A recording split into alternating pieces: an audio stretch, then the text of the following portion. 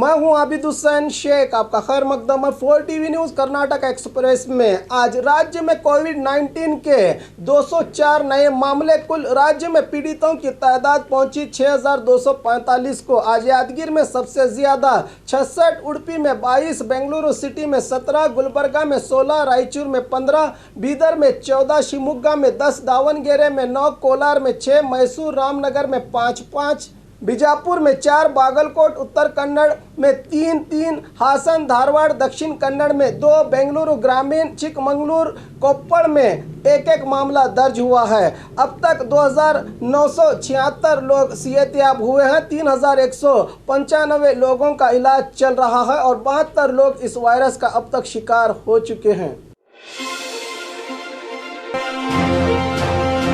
पाकिस्तान के समर्थन में नारे लगाने वाले जेल से रिहा। हुबली में पिछले दिनों पाकिस्तान के समर्थन में नारे लगाकर पोस्ट अपलोड करने वाले 3 कश्मीरी इंजीनियरिंग विद्यार्थियों को हुबली सेकंड जेएमएफसी कोर्ट ने जमानत दी है। इस पर युवा वकील संघ के अध्यक्ष अशोक ने पुलिस पर आरोप लगाया है कि ये जमानत पुलिस की लापरवाही के कारण हुई है। पुलिस ने 90 दिनों में चार्जशीट दाखिल नहीं किया। 110 दिनों के बाद चार्जशीट पेश कर के लापरवाही बरती है। इन लोगों को बचाने का षड्यंत्र चल रहा है। इसमें शामिल पुलिस अधिकारियों को भी निलंबित करने की मांग की वकील अशोक ने।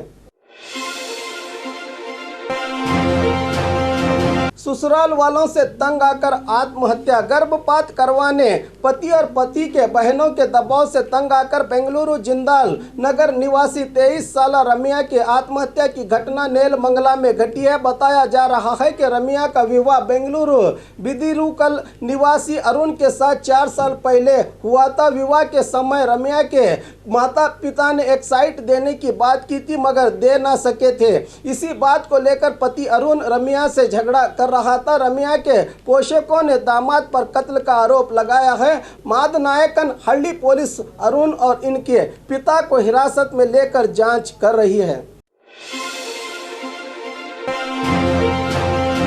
डीके शिव कुमार के पद ग्रहण कार्यक्रम को सीएम ने दी अनुमति। कांग्रेस वरिष्ठों ने डीके शिव कुमार को केपीसीसी का अध्यक्ष बनाया है मगर औपचारिक तौर पर अब तक पद ग्रहण समारोह नहीं हुआ। इस कार्यक्रम को 14 जून को करने के लिए कांग्रेस ने सरकार से अनुमति मांगी थी मगर सरकार ने इनकार कर दिया था, जिसके कारण कांग्रेस नायकों ने कल सरकार के विरुद्ध आक्रोश जताया था। अब सीएम ने इस कार्यक्रम की अनुमति देते हुए कहा है कि 14 जून को ही पद ग्रहण समारोह करें मगर सोशल डिस्टेंस सहित सभी नियमों का पालन करें। अब यह कार्यक्रम 14 जून को होगा। उडुपी में मूसलाधार बारिश, रेड अलर्ट की घोषणा। बंगाल की खाड़ी में हवा का दबाव कम हो जाने से तूफान की स्थिति पैदा हो गई है, जिसके कारण करावली प्रदेशों में उत्तर कन्नड़ दक्षिण कन्नड़ खासकर उडुपी में तेजधार बारिश हो रही है। मौसम विभाग ने बताया है कि और 4 दिन तक भारी बारिश होगी। मौसम विभाग के अधिकारी श्रीनिवास रेड्डी ने बताया कि उडुपी में पिछले 24 घंटों में करीब 239 mm, उत्तर कन्नड़ के अंकोला में, शिवमोगा में 118, बीजापुर में 98, रायचूर में 96, दक्षिण कन्नड़ में 92.0 mm बारिश हुई है। मौसम विभाग के वेबसाइट KSNDMC में इसकी जानकारी दी गई है। बीदर, गुलबर्गा, कोप्पड़, यादगीर में भी बारिश होने की खबर है। पहली कक्षा से 7वीं कक्षा तक ऑनलाइन क्लासेस नहीं ली जाएंगी।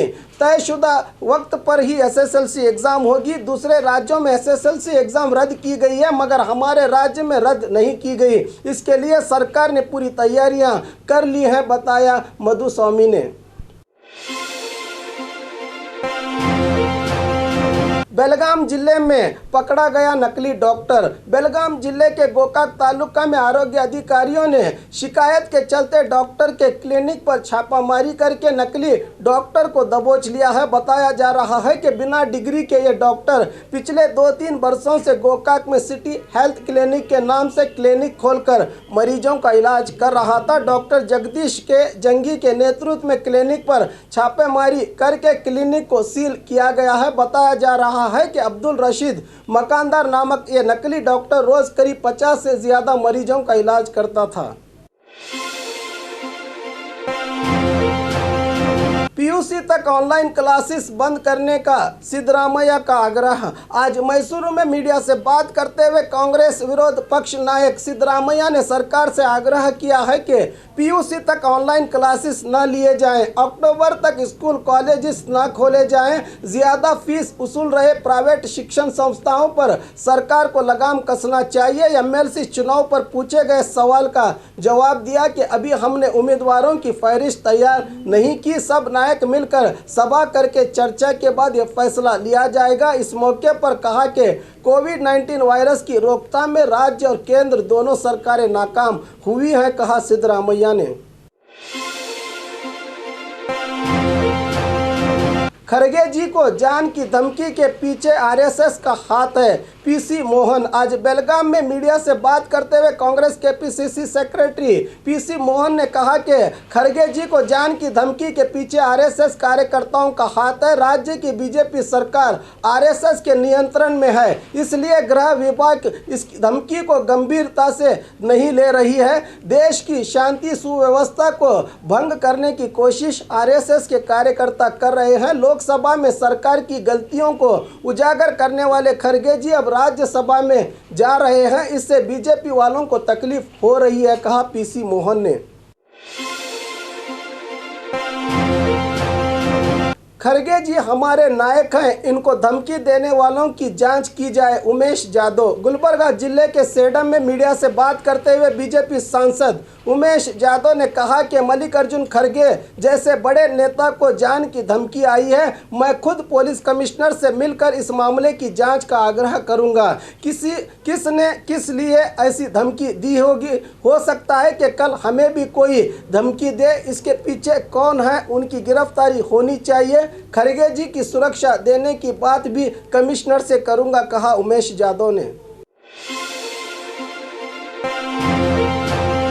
पाकिस्तान जिंदाबाद कहने वाली अमूल्य की जमानत की अर्जी खारिज। फरवरी 20 को बेंगलुरु के फ्रीडम पार्क में आयोजित एनआरसी विरोधी कार्यक्रम में पाकिस्तान जिंदाबाद का नारा लगाने वाली अमूल्य को जेल भेजा गया है। आज बेंगलुरु के 60वें additional city civil and session court ने इनकी जमानत की अर्जी पर सुनवाई करते हुए अर्जी खारिज कर दी है और कहा है कि इसको बाहर छोड़ने से हो सकता है कि यह फिर से ऐसा ही करे, इसलिए बेहतर है कि जेल में ही रखा जाए। श्री राम सेना की ओर से मैं सावरकर अभियान। धारवाड़ के सदन केरी में स्थित श्री राम सेना के संस्थापक प्रमोद मुतालिक के घर में सावरकर की तस्वीर को पूजा करके सावरकर के प्रचार के लिए मैं सावरकर अभियान की शुरुआत की गई है। इस मौके पर बात करते हुए प्रमोद मुतालिक ने कहा कि लाखों लोग इस अभियान से जुड़ेंगे। देशभक्त सावरकर का आज अपमान किया जा रहा है। युवकों में देशभक्ति और अभिमान पैदा करने के लिए यह अभियान शुरू करने की बात बताई मुतालिक ने।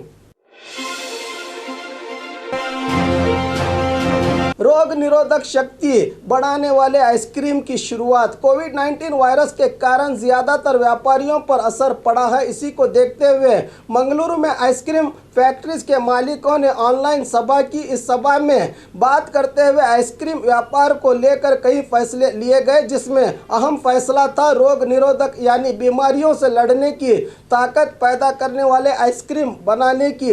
मंगलुरु के हांगो आइसक्रीम संस्था ने च्यवनप्राश, तुलसी, नींबू और अदरक मिलाकर आइसक्रीम तैयार करने की जिम्मेदारी उठाई है। अब देखना है कि ग्राहक इसको पसंद करेंगे या नहीं।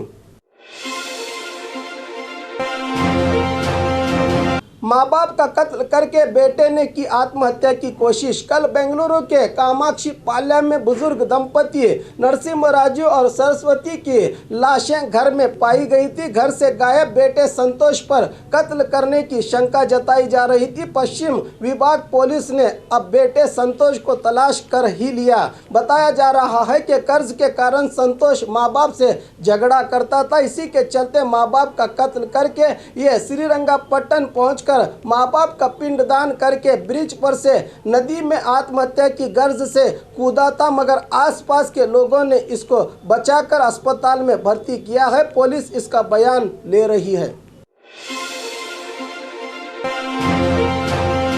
14 जून को नहीं होगा पद ग्रहण, डीके शिव कुमार। आज बेंगलुरु के सदाशिव नगर के अपने निवास पर मीडिया से बोलते हुए डीके शिव कुमार ने कहा कि सरकार ने पद ग्रहण समारोह के लिए अनुमति दी है। ये सुनकर खुशी हुई है, मगर जून 14 को ये कार्यक्रम नहीं होगा। मुझे सीएलपी और दिल्ली के नायकों से चर्चा करनी पड़ेगी। एमएलसी चुनाव की सरगर्मी भी है, ये मेरा कार्यक्रम नहीं है, सारे कार्यकर्ताओं का कार्यक्रम है। सबकी सुविधाओं को देखते हुए एक दिन मुकर्रर किया जाएगा, बताया डीके शिव कुमार ने। और खबरों के लिए देखते रहिए 4 टीवी न्यूज़ कर्नाटक एक्सप्रेस।